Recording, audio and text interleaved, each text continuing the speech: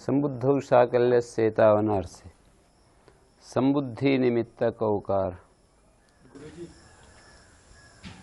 निपात एकाद नाम में ई इंद्रम तस्य में जो ई है इसमें यार्थक निपात तो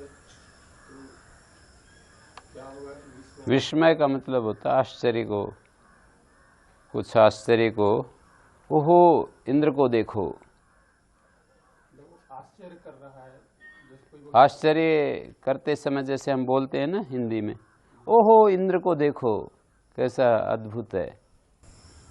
और चादेयो सत्व में जो चादीगढ़ में पड़े जो शब्द हैं उनकी निपात संज्ञा होती है, तो सत्व को छोड़कर सत्व माने द्रव्य, द्रव्य इसका क्या? जैसे वहां पर कुछ शब्द ऐसे होते हैं द्रव्य के विवाचक होते हैं, जैसे पशु शब्द एक, इसका अर्थ एक पशु प्राणी भी होता है और पशु का अर्थ सम्यक भी होता है, तो द्रव्य अर्थ होगा तो निपात संज्ञा नहीं होगी, सम्यक अर्थ होगा। लोधम नयंती पशुमन्यमाना, वहाँ निपात संज्ञा निपात से अव्यय। लोधम नयंती पशुमन्यमाना, सम्यकतया, पशु का अर्थ वहाँ सम्यकता से। लुब्धम मन्यमानः, लुब्धम ऋषिं मन्यमानः सम्यक्तया नयन्ति।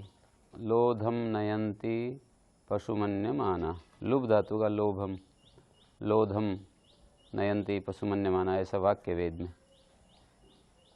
ठीक है। गुरुजी जो क्रिया कर सकता है इसको द्रव्यवाची जैसा आपने पशु बताया, तो पशु को क्रिया करते हैं। नहीं, पशु का अर्थ एक तो द्रव्य होता है जो पशु गौशाला में रहता है, एक पशु का अर्थ मतलब ठीक से, तो पशु का अर्थ जो ठीक से है ना, सम्यक, अच्छी प्रकार। अच्छी प्रकार जो अर्थ है पशु का वहाँ तो निपात है, और गौशाला का प्राणी अर्थ होगा तो निपात नहीं है। स्पष्ट नहीं हुआ है? हो गया गुरुजी। एक अर्च से निपात एकाद नाम, एक अर्च मतलब एक और वही अच्छ कर्मधारय समास है। ये तो आप धारण कर लेते हैं कौन सा समास हमारे को चाहिए। अर्थ को देख करके हम समास का उदाहरण करते हैं कि हमारे को यहाँ पर कैसे उदाहरण हमारे सामने हैं, उनको सिद्ध करना है। प्रत्याहार यहाँ ले रहे हैं। हाँ, अच प्रत्याहार है। अयुंडलिक एवं अयौच, एक और वही अच्छ। गुरुजी चादेयो सत्य में कहा है, हाँ, चादेयो सत्य में कहा है कि द्रव्यवाची न हो। हाँ, मतलब द्रव्यवाची होते भी हैं क्या ऐसा? अभी पता है पशु शब्द द्रव्यवाची भी होता है और बिना द्रव्यवाची भी होता है। सम्यक पशु का सारे नहीं, पर इनमें से कुछ शब्द ऐसे हैं जो द्रव्य में भी वर्तमान है और द्रव्य से अलग अर्थ में भी। लोधम नयंती पशुमन्यमाना उदाहरण है ना, तो वहाँ पशु का अर्थ है सम्यक। लोधम नयंती पशु, पशु मानी सम्यक नयंती। लोधम मन्यमाना, लुब्धम ऋषिम मन्यमाना सम्यक नयंती। गुरुजी ए ओ ऐ औच जो औ है, इनके उदाहरण इसमें निपाते का जनाम में कैसे होंगे? जैसे इनकी अव्यय संज्ञा निपात संज्ञा होने से प्लुत प्रक्रिया चिनित्यम प्रकृति भाव हो गया। उदाहरण जैसे औ ए ओ अयुण रिक एवं अयोच, यहाँ पर ये जो प्रयोग है ना प्रत्याहार सूत्र,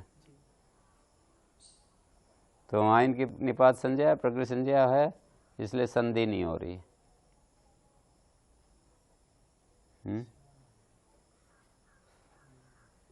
अ ई उ री री ए औ अक्षर समामनाय में पढ़े हैं ना, वहाँ संधि नहीं हो रही है। अ और ई में आद्गुण होना चाहिए था, नहीं हो रही। हाँ, क्या पूछ रहे थे अब? किस में? अब्राह्मण में पर्युदास होता है, ब्राह्मण भिन्न ब्राह्मण सदृश।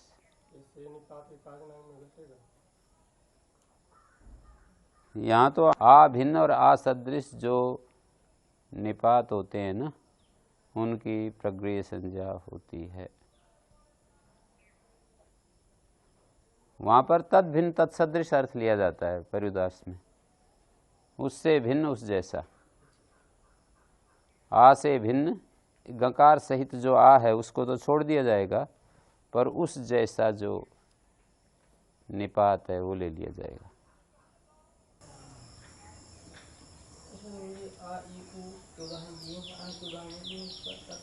अन के अन्य जो है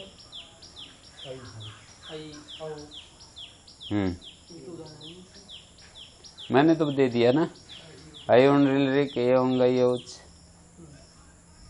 इनकी निपात संज्ञा है। नहीं न, उसमें निपात में पढ़ने चाहिए, चादव सत्व गण में पठित होने चाहिए। हैं? उस गण में जैसे पढ़े हैं ना उनकी ही होती है, उनके सवर्ण नहीं लिए जाएंगे। अगर सवर्ण लिए जाते तो यहाँ अंग भी आ जाता है। नहीं, वहाँ तो स्वरूप निर्देश किया है ना कि इन इनको निपात कहते हैं, स्वरूपतः पढ़े हैं वहाँ चादव सत्व गण में कि इन इन शब्दों को हम निपात कहते हैं। ठीक है, उनके सवर्ण आ ही उनके आ नहीं लिया जाएगा, जैसे वहाँ पर नहीं लिया जाएगा ना, निपात के रूप में जहाँ पढ़ा है।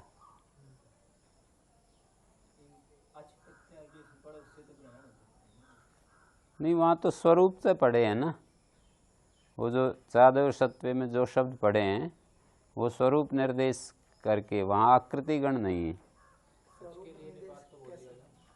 और फिर दूसरे लिए जाएंगे तो फिर वो आकृति गण जहाँ होते हैं ना वो उसके जैसे और दूसरे शब्द ले लिए जाते हैं। स्वरूप का मतलब जैसा वहाँ पढ़ दिया उनकी निपात संज्ञा होती है।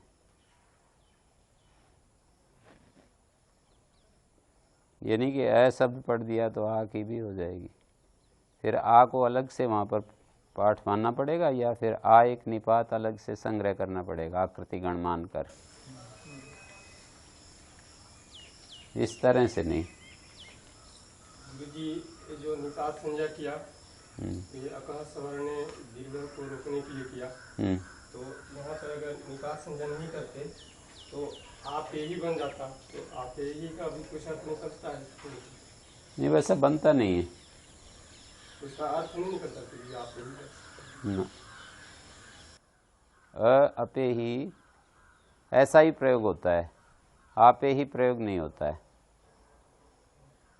प्रयोग नहीं होता है वैसा संस्कृत में।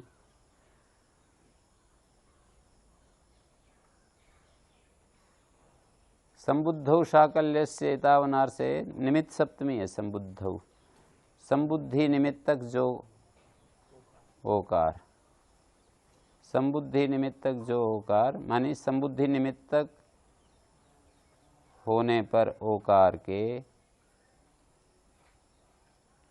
प्रगृह्य संज्ञा होती है। अनार्ष इति शब्द परे हो, शाकल्याचार्य के मत में अनार्ष इति शब्द परे हो। आर्ष इति और अनार्ष इति का मतलब वैदिक साहित्य में कहीं इति शब्द आए परे तो वो आर्ष इति कहलाएगा,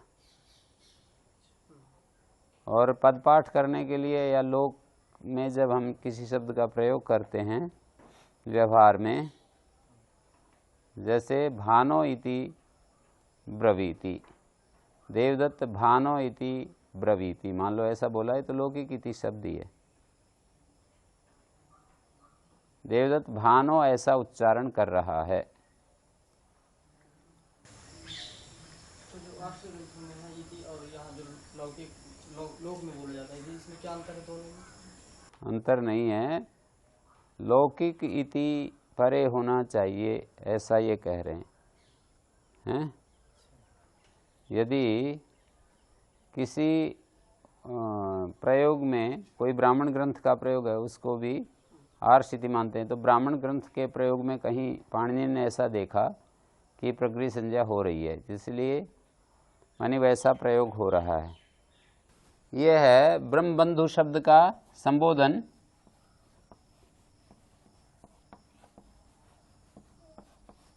सु को मान करके ये संबुद्धि निमित्तक ओकार है ना, ठीक है। इति परे है, एचो यवा यावा हो जाएगा। भानु शब्द का ओ कैसे बना? ह्रस्व से गुणा हुआ है ना, एंग ह्रस्वाद संबुद्धि से सु का लोप हुआ है। वैसे ही ब्रह्म बंधु ह्रस्वकार शब्द है ना, उसको सु के पर रहते गुण होगा, ह्रस्व से गुणा, एंग ह्रस्वाद संबुद्धि सु का लोप हो गया। ब्रह्म बंधो का एचो यवा यावा हो गया। प्रगृह संज्ञा यदि हो जाए तब तो ब्रह्म बंधो इति ऐसा रहेगा। प्रगृह संज्ञा नहीं होगी तो एचो यवा यावा अवादेश हो जाएगा। ब्रह्म बंधव ऐसा बन गया।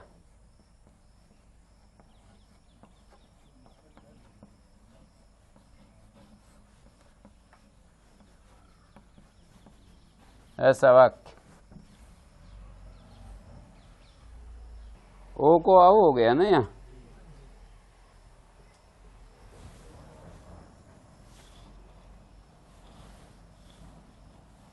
संबुद्धि निमित्तक ओकार, सारी शर्त घटनी चाहिए, केवल आर स्थिति अनार स्थिति का अंतर रहना चाहिए। प्रत्युदाहरण का मतलब उस पद के सूत्र में रखने का क्या प्रयोजन है। यदि उस सूत्र से हटा दें तो कहाँ क्या कार्य होगा। जैसे साकल्य सीतावनार से अनार सीति को हटा दें सूत्र में से तो यहाँ पर भी प्रगृह संज्ञा होगी, ये कहेंगे। ब्रह्म बंधव नहीं बनेगा, ब्रह्म बंधो इति अब्रवीत बनेगा। यहाँ पर अभी मैंने दिखाया ब्रह्म बंधव इत्यब्रवीत। प्रगृह संज्ञा हो जाए तो ब्रह्म बंधो इति अब्रवीत बनेगा, जैसे भानो इति बनता है।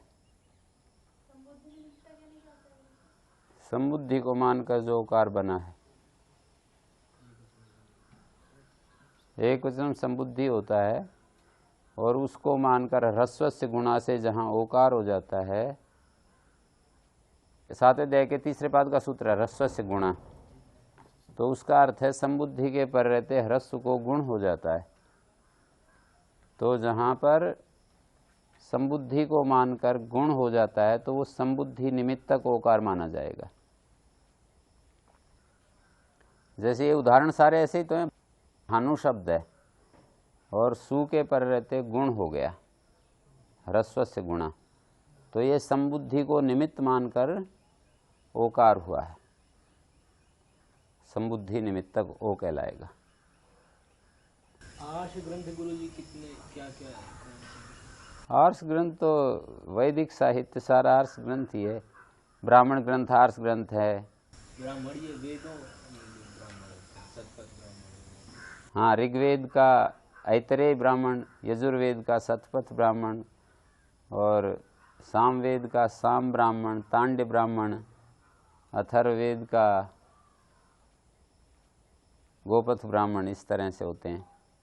और आयुर्वेद, उपवेद, धनुर्वेद, ये सारे जो है ना वेदों से जो संबंधित है,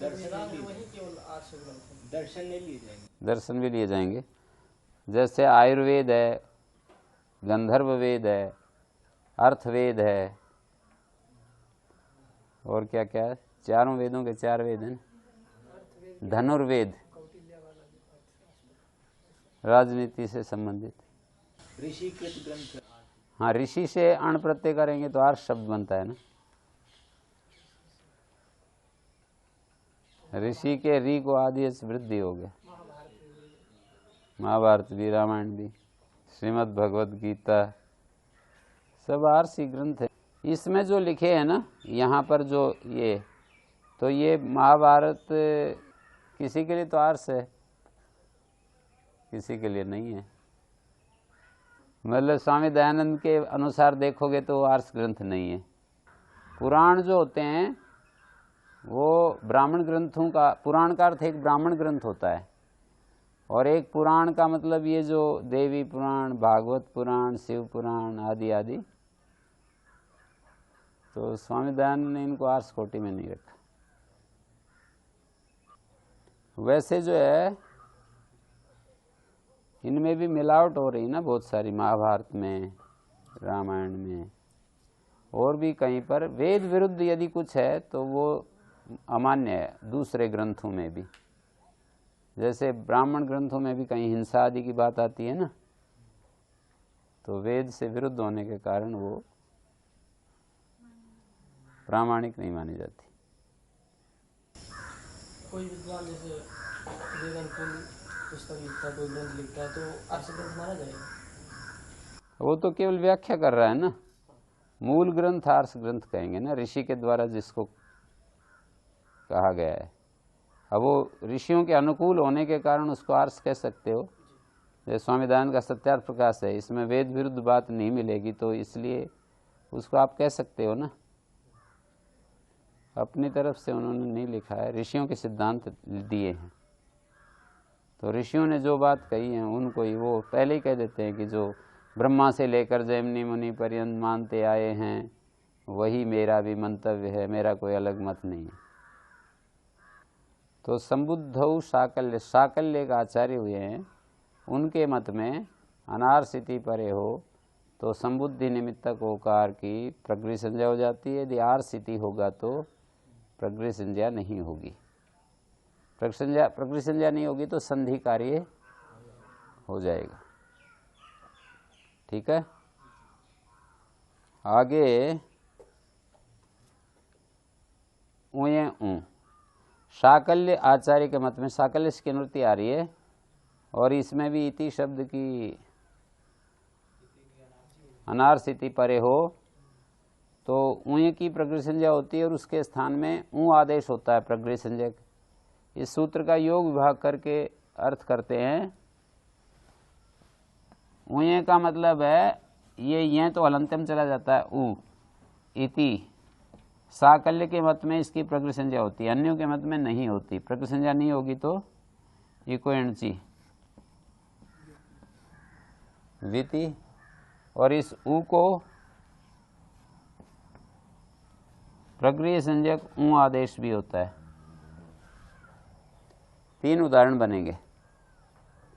साकल्य के मत में ऊ की प्रगृह संज्ञा अनार्सिति परे हो, अन्यों के मत में प्रगृह संज्ञा नहीं होगी तो विति बन जाएगा, और ऊ के स्थान में ऊ आदेश भी हो जाता है साकल्य के मत में ही, अन्यों के मत में आदेश भी नहीं होता। प्रगृह संज्ञक ऊ आदेश होता है। ऊय एक सूत्र है, ठीक है, इसमें अनार्सिति और साकल्य की अनुवृत्ति लाए, प्रगृह की अनुवृत्ति लाए। अनार्सिति परे हो तो ऊई की साकल्य आचार्य के मत में प्रगृह संज्ञा होती है। साकल्य के मत कहने से दूसरे मत में नहीं होती तो विति बन गया। 2 उदाहरण बन गए। अब आगे इसके अगला सूत्र बनाया ये, ठीक है, तो इसमें ऊया षष्ठी का एक वचन अनुवृत्ति लाए तो अर्थ बना साकल्य के मत में ऊई के स्थान में ऊ आदेश होता है और उसकी प्रगृह संज्ञा होती है।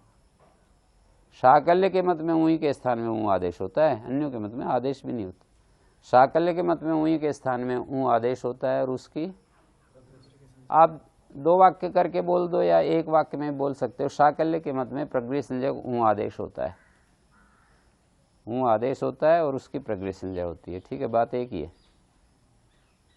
ऊ के स्थान में ऊ आदेश होता है और उसकी प्रगृह संज्ञा होती है। तो 3 उदाहरण बन गए। अनार्सिति परे यहाँ भी है, हैं? तो 2 ऐसे 2 बनने चाहिए ना, क्योंकि साकल्य से आचार्य के मत में कि ऊई के स्थान पर ऊ आदेश हो जाएगा। पहला वाला कैसे बना? मैंने 2 सूत्र बना दिए ना इसको।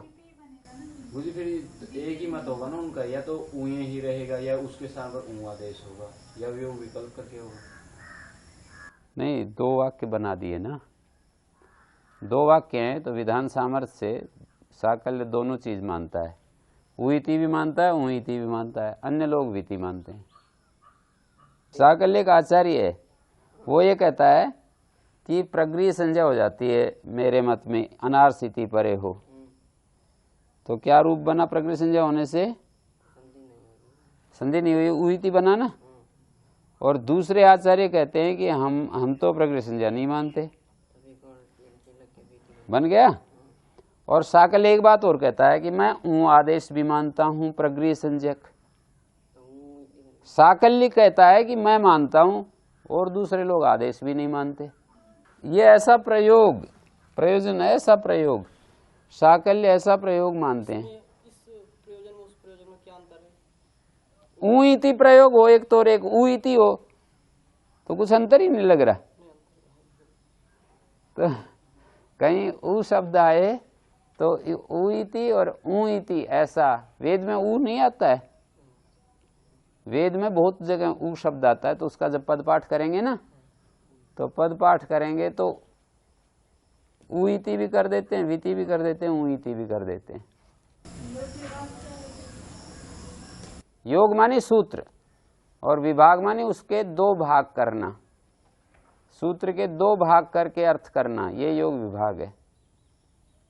तो योग जो है इसलिए कहते हैं कि वो उदाहरण के साथ, लक्ष्य के साथ संबद्ध रहता है सूत्र। गुरुजी, यहाँ पे तो साकल्य आचार्य के अनुसार प्रगृह्य संज्ञा मानते हैं और अन्य आचार्यों ने नहीं माना, तो मैंने विरोध किया नहीं, विरोध की बात नहीं है। वो प्रयोग जो होते हैं ना, प्रयोग कर देते हैं, वो विधि प्रयोग कर देते हैं, और हम तो ऋषियों के प्रयोग को प्रामाणिक मानकर चलते हैं ना। विरोध नहीं किया, विधि प्रयोग मिलता है उसकी व्याख्या कर रहे हैं। अन्य आचार्य विधि बोल देते थे, दूसरे लोग ऊ इति बोल देते थे, विरोध की कोई बात नहीं। विधि का पहले से प्रयोग मतलब चलते आ रहा था, पहले भी किसी ने किया होगा तभी तो। हाँ, तो वो पद पाठ की बात है, मतलब जहाँ कहीं ऊ शब्द को बताना है, इति का साथ करके ऊ शब्द का संकेत करना है, तो विति कह करके बोल दिया दूसरे आचार्यों ने। साकल्य उसको ऊ इति बताता है, ऊ के साथ संधि कार्य नहीं किया, ऊ इति करके बताता है। बस इतनी बात है, विरोध की बात नहीं है। जैसे अष्टाध्यायी में दो दो रूप नहीं होते, तो कहीं आचार्य नाम नहीं लेते, फिर भी तो दो रूप हो जाते हैं। कैसे यूं कहते हैं कि विकल्प से ये कार्य होता है, अष्टाध्यायी में दो विकल्प से, उसका क्या मतलब है कि दो तरीके से उस शब्द को बोला जाता है। जैसे विभाषादिक समासे बहुब्रीहौ, दक्षिण पूर्वाय दक्षिण पूर्वस्य हैं, तो जैसे ये दो प्रयोग होते हैं, ऐसे आचार्य ग्रहण भी दो रूप बनाने के लिए होता है। कभी कभी पूजा के लिए भी होता है आचार्य का। आचार्य का जो नाम लेकर के कुछ करते हैं ना, उसके दो प्रयोजन है, एक तो विकल्पार्थ और एक सम्मान देने के लिए कह देते हैं ना किसी का नाम। हम कुछ बात कहते हैं तो किसी का नाम उच्चारण करते हैं ना, कि अमुक आदमी ऐसे कहते हैं, योग दर्शन में ऐसे कहा है, तो योग दर्शनकार को सम्मान देने के लिए ऐसे बोलते हैं, मतलब उनकी प्रामाणिकता सिद्ध करने के लिए। तो अष्टाध्यायी में जहाँ भी आचार्य ग्रहण है, वो पूजा के लिए या फिर पूजा के लिए कहाँ होता है, बताओ मेरे को। पूजार्थ कहाँ होगा और विकल्पार्थ कहाँ होगा? देखो, जहाँ वा साथ में पढ़ा हो, या वा की अनुवृत्ति हो, वा संभावित हो अनुवृत्ति के रूप में, तो वहाँ आचार्य ग्रहण पूजा के लिए हो जाएगा। कहीं वा की अनुवृत्ति ऊपर से अनुवृत्ति हम कर सकें और फिर आचार्य का नाम ले दें, जैसे त्रिषि मृषि कृषे काश्यपश्य, काश्यप आचार्य का नाम लिया है ना, और ऊपर से वा की अनुवृत्ति आ ही रही है, नोपदात थपांताद वा, तो यहाँ काश्यप ग्रहण जो है वो पूजा के लिए है, उसका सम्मान करने के लिए आचार्य ने, विकल्पार्थ नहीं है। विकल्प तो वा से ही बन जाता है। त्रिषि मृषि कृषे काश्यप से ऊपर से थपांताद वा से वा की अनुवृत्ति आ रही है, हैं? तो यहाँ काश्यप ग्रहण जो आचार्य ग्रहण है, ये पूजा के लिए है, विकल्प के लिए नहीं है। जैसे यहाँ पर वा जो है वा की अनुवृत्ति आ रही है, फिर भी काश्यप ग्रहण कर दिया, तो किस लिए किया? काश्यप का सम्मान कर रहे हैं। और कहीं कहीं ऐसी स्थिति नहीं मिलेगी कि वाह, जैसे यहाँ पर वाह नहीं आ रहा है, साकल्य के साथ में वाह का संबंध नहीं है, तो ये साकल्य ग्रहण जो है विकल्पार्थ है। संबुद्धो साकल्य से एतावनार से सूत्र में जो साकल्य पढ़ा है, ये साकल्य विकल्प के लिए पढ़ा है, दो रूप बनाने के लिए पढ़ा है कि साकल्य ऐसा मानते हैं, दूसरे ऐसा मानते हैं, ऐसे एक भाग बन जाए, विभाग बन जाए। साकल्य ऐसा चाहते हैं, दूसरे ऐसा चाहते हैं, इस तरह का विभाग सिद्ध करने के लिए ऐसा पढ़ दिया है। ठीक है। इसमें महर्षि पाणिनि का भी दूसरे आचार्यों के मत नहीं होगा। जो संबद्ध साकल्य से कावनार से में है, तो महर्षि पाणिनि का जो मत होगा वो भी दूसरे आचार्यों का ही मत, दूसरे आचार्यों के अंतर्गत ही आ जाएगा। या कहा नहीं जा सकता, हो सकता है पाणिनि साकल्य के सहयोगी हूं, साकल्य का नाम लेकर ऐसा भी कर देते हैं ना, जैसे स्वामी दयानंद ग्रंथ लिख रहे हैं, दूसरे का नाम ले रहे हैं पर उनकी भी वही मान्यता है? दूसरों का नाम ले रहे हैं पर मान्यता उनकी भी वही है। तो ऐसे हो सकता है साकल्य का नाम लेते हुए अपनी मान्यता को भी उसके साथ मिला रहे हों। कुल मिलाकर के दो रूप के लिए है। उनकी मान्यता न होती तो फिर नया सूत्र बनाते थे। नहीं, मान्यता यदि नहीं होती तो वो नाम ही क्यों लेते उनका, दूसरे का? ये तो शास्त्र बना रहे हैं, तो दूसरे का नाम ले रहे हैं, तो हम भाषण दें और हम यूँ कहें कि वो ऐसा मानते हैं, वो ऐसा स्वीकार करते हैं, तो हमारी मान्यता नहीं होती है, तो हमें प्रतिषेध करना पड़ता है कि भाई वो ऐसा मानते हैं, मैं ऐसा नहीं मानता। और यदि हमने ऐसा नहीं कहा,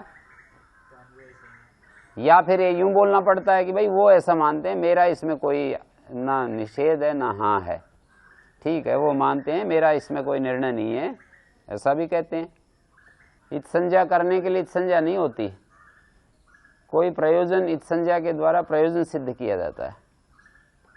आप कहो कि इत संज्ञा ही प्रयोजन है, इत संज्ञा का भी प्रयोजन नहीं होती, लोप प्रयोजन हो जाएगा, इत संज्ञा करने से उसका लोप हो जाएगा, ऐसा नहीं कहा जा सकता। लोप कोई प्रयोजन नहीं होता है। लोप प्रयोजन होता तो उसका उपदेश ही ना करते, भाई उपदेश ही ना करें, लोप तो अपने आप ही था फिर। इसलिए लोप कभी भी प्रयोजन नहीं होता, समझे? इत संज्ञा करते हैं किस लिए? लोप हो जाए। तो आप ये यदि तर्क दो कि इत संज्ञा करने से लोप हो गया, तो हम ये कहेंगे कि फिर तो उच्चारण ही ना करते, अपने आप ही लोप था।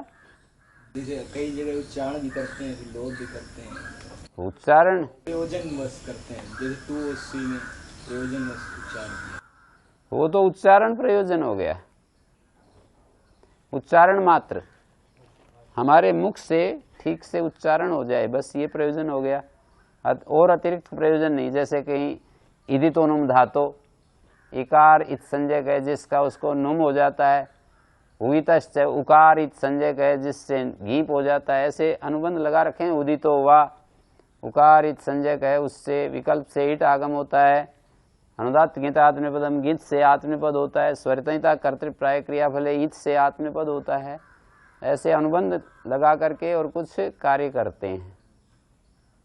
तो यहाँ पर अच्छा ये बात पकड़ में आई कि आचार्यों का निर्देश विकल्पार्थ और पूजार्थ नहीं है। वही आचार्यों का नाम या तो उनका सम्मान करने के लिए होता है या दो रूप बनाने के लिए होता है, ये बात कही है।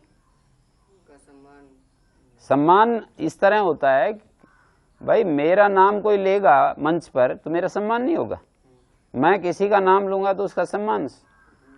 विकल्पार्थ माने दो रूप बनाने के लिए। साकल्य जैसे यहाँ पढ़ा है सूत्र में, संबुद्धौ साकल्य से तावनार से, साकल्य ग्रहण दो रूप बनाने के लिए है। कहाँ? तो ये प्रयोग हो तो गए, दो नहीं तीन। उ इति वीति, और ये योग विभाग से तीसरा उ इति भी। इनका प्रयोग तो मतलब मंत्रों में किया गया है। मंत्रों में नहीं किया गया। पद पाठ जब करते हैं मंत्र में तो उ मिल गया और उ को बताना चाहा, फिर इति शब्द लगा करके। पद पाठ करते हैं तो इति जोड़ करके एक एक पद का संकेत करते हैं। ठीक है, जैसे तत्सवितुर्वरेण्यम तद इति सवितुः इति, इस तरह से एक एक पद को बताया जाता है इति के द्वारा।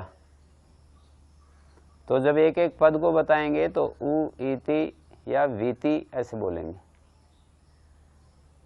वेद मंत्र में कहीं उ आ गया तो उस उ को बताते समय या तो उ इति बोलेंगे या वीति बोलेंगे या फिर उ इति बोलेंगे। इससे अर्थ में कोई प्रभाव नहीं पड़ेगा, जो अर्थ बनना वही बनेगा। वीति या इसी का प्रयोग करें। वो तो पद बता रहे हैं, मंत्र के एक एक पद को केवल बता रहे हैं, अर्थ तो अलग चीज है। पद पाठ का मतलब पदों का निश्चय करना। इस मंत्र में कौन कौन से पद हैं इसका निश्चय करना, ये पद पाठ कहलाता है। एक संहिता पाठ होता है, जैसे मंत्र जो वेद में लिखे हैं ना, इसको संहिता पाठ कहते हैं। जैसे लिखे हैं वैसा ही पढ़ना, ये संहिता पाठ है। फिर उस मंत्र के संहिता संधि युक्त पढ़े हुए होते हैं ना, उनको फिर बताते हैं कि ये जो मंत्र है इसमें ये पद हैं। संहिता को संधि तोड़ करके और बताया जाता है कि ये पद हैं। कभी कभी स्वादिष्ट सर्वनाम स्थाने से पद संज्ञा करते हैं तो उसको भी बताते हैं कि ये पद है। यहाँ पर स्वादिष्ट सर्वनाम स्थाने से पद संज्ञा होती है, उसको भी बताते हैं इति के द्वारा। पर उसका ढंग ऐसा होता है, जैसे मान लीजिए राजभ्याम शब्द आ गया तो यूं कहेंगे राजभ्याम इति, राजभ्याम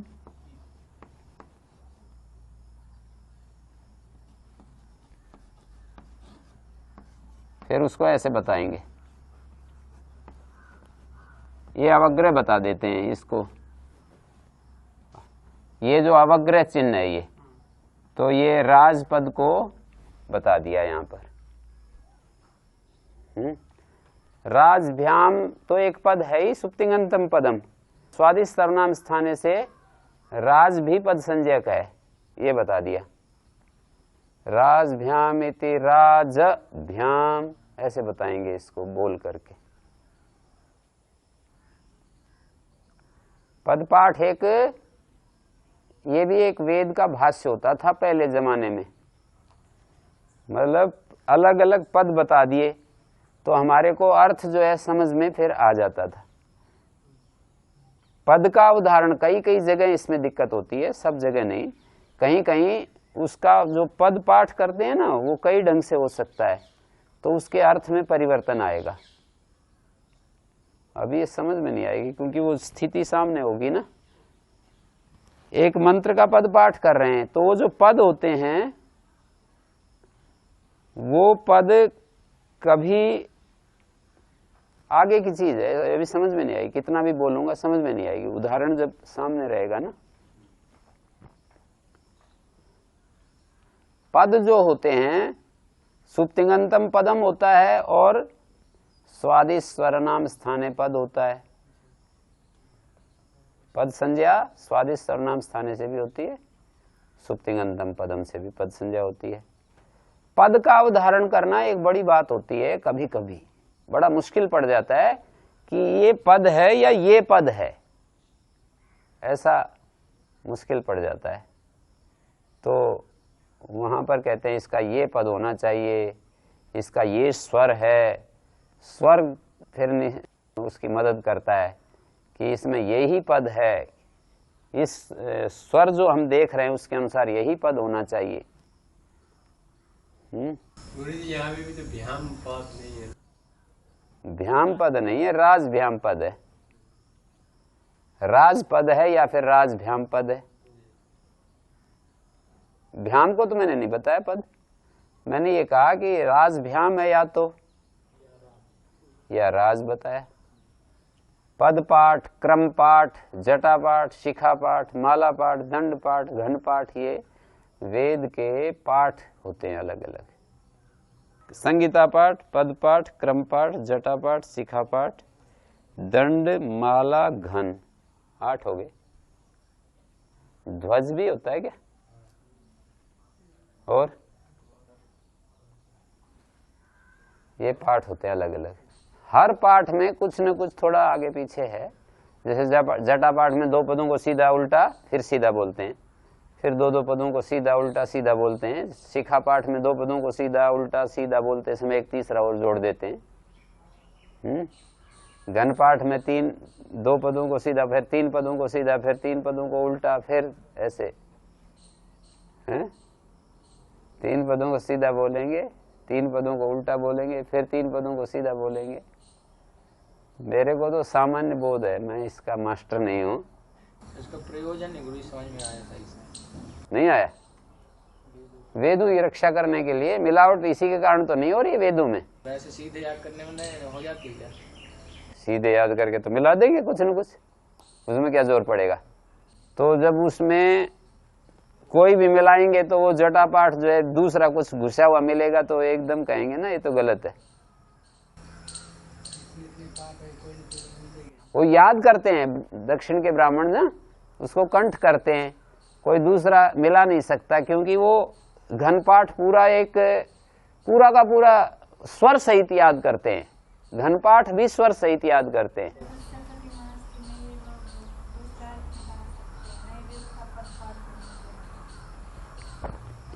पद पाठ से फिर अर्थ भी, जैसे ये जो न तस्य प्रतिमा अस्ति है,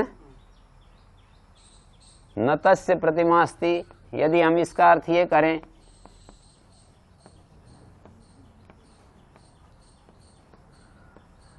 पंडितों से पूछ भी लेते हैं कभी कभी इसका पद पाठ क्या है, जटा पाठ क्या है, हैं? तो वो यूं कहेंगे न तस्य एक पद नहीं है, न इति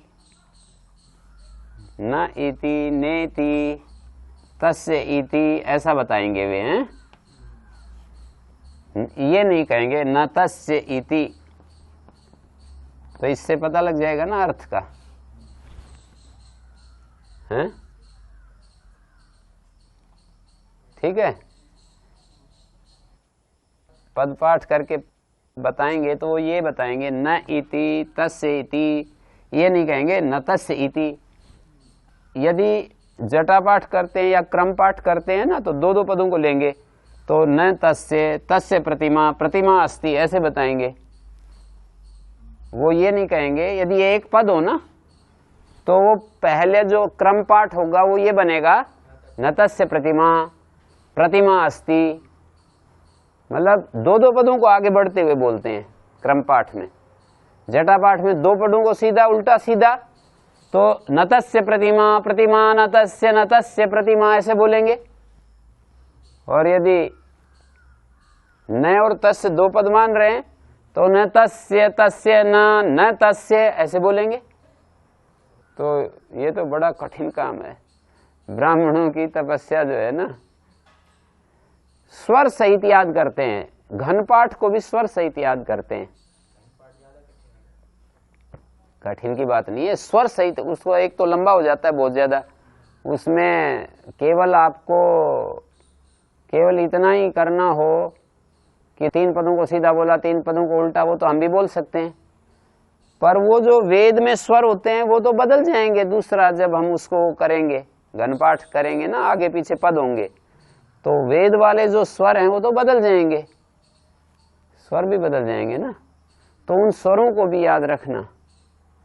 नियम के तहत किन्हीं पदों को हमने सीधा बोला, उल्टा बोला, सीधा बोला, तो और उसमें संधि भी फिर करनी पड़ती है, हैं?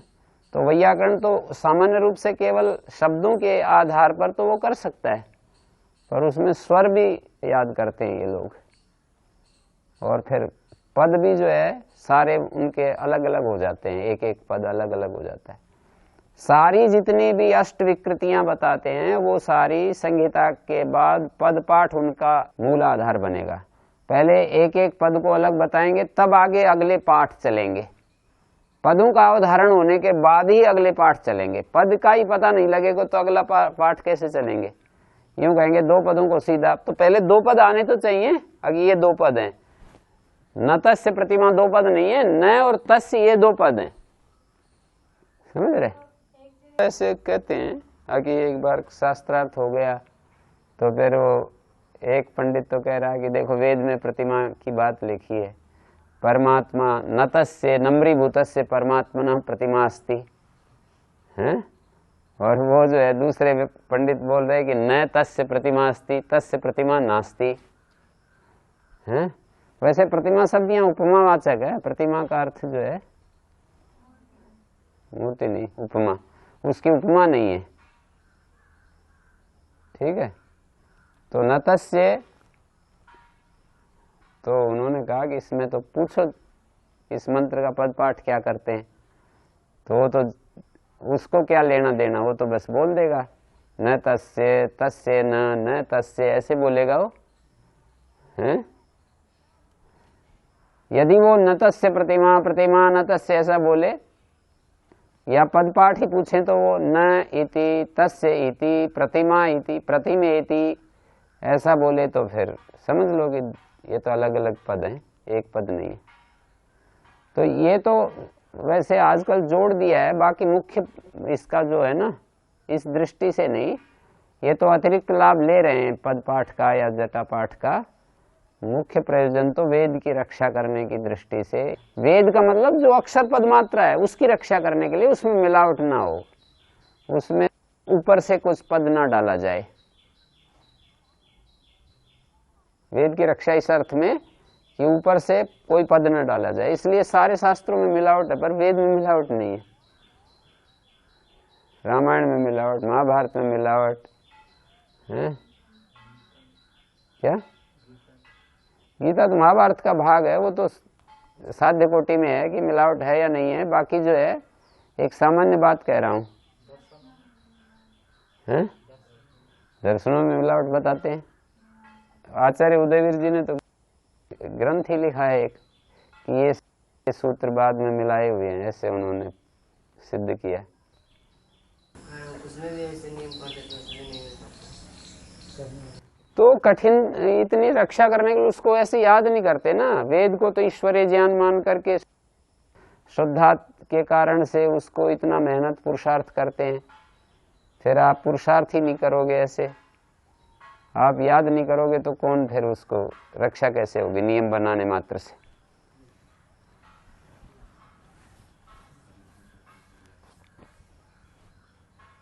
ईदूतो सप्तम्यर्थे,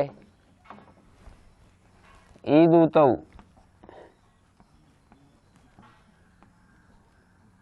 ईतूत,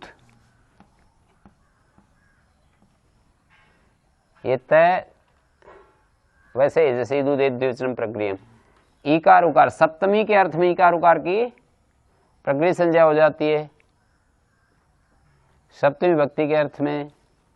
जैसे उदाहरण है सोमो गौरी अधिष्ठिता, सोमो गौरी अधिष्ठिता, गौरी शब्द है और इससे गी विभक्ति लाए और एक सूत्र बताया था सुपम सुलुक, सुपुं के स्थान में लुक हो जाता है, ये गी का लुक हो गया, लुक श्लुलुपा, प्रत्यय लुक श्लुलुपा, प्रत्यय के दर्शन को लुक कहते हैं। तो गौरी बच गया ना। सप्तमी के अर्थ में अब ये गौरी शब्द है, ये तो गीत लुक हो गया, पर ये अपने अर्थ को तो छोड़ ही जाता है लुक होने पर भी। तो सप्तमी के अर्थ में, सप्तमी के अर्थ में वर्तमान जो इकारांत इकारांत उकारांत शब्द रूप उसकी प्रकृति संज्ञा होती है। प्रकृति संज्ञा होने से अधिष्ठिता शब्द है ना, ये कोई एनर्जी नहीं होगा।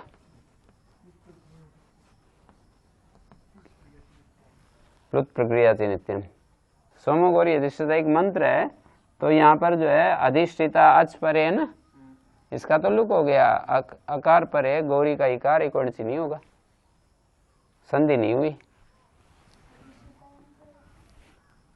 अधिष्ठित माने रहता है। हैं, तिष्ठति।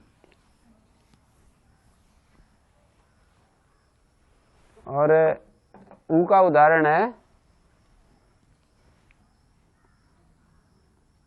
अध्यस्याम माम की तनु इति।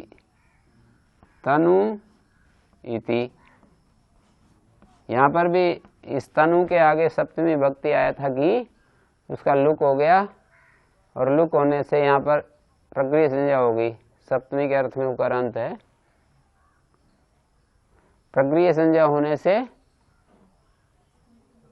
संधि कार्य नहीं हुआ। ठीक है।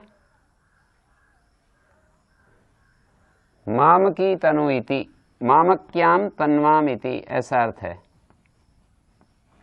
ये सप्तमी का मेरे तनु में, ऐसा अर्थ है। तनु शरीर को कहते हैं। तनु शब्द स्त्रीलिंग है, मेरे शरीर में, मेरी शरीर, मेरी तनु में, ऐसा अर्थ है। शरीर पुल्लिंग है, मेरे शरीर में बोलते हैं, तनु बोलेंगे तो मेरी शरीर में, मेरी तनु में, मेरी तनु में। है? मंत्र है पूरा कहीं का। यहां पर एक नियम है, प्रक्रिया संज्ञा प्रकरण में प्रत्यय लक्षण नहीं होता। यहां अर्थ ग्रहण से एक बात बताई है। सप्तम अर्थे में जो अर्थ पदा है ना, अर्थ पद, सप्तमी के अर्थ में सूत्र इतना ही बता देते, ईदु तो सप्तमी, तो भी काम चल जाता। फिर भी अर्थ ग्रहण किया तो आचार्य ये देख रहे हैं कि प्रक्रिया संज्ञा प्रकरण में प्रत्यय लक्षण नहीं होता। सप्तमी के अर्थ में इकारांत उकारांत की प्रक्रिया संज्ञा होती है। सप्तमी जो इकार उकार, सप्तमी सहचरित जो इकार उकार प्रक्रिया संज्ञक होते हैं, ऐसा हो जाता। अभी इतना समझ लो, सप्तमी के अर्थ में इकारांत उकारांत की प्रक्रिया संज्ञा होती है।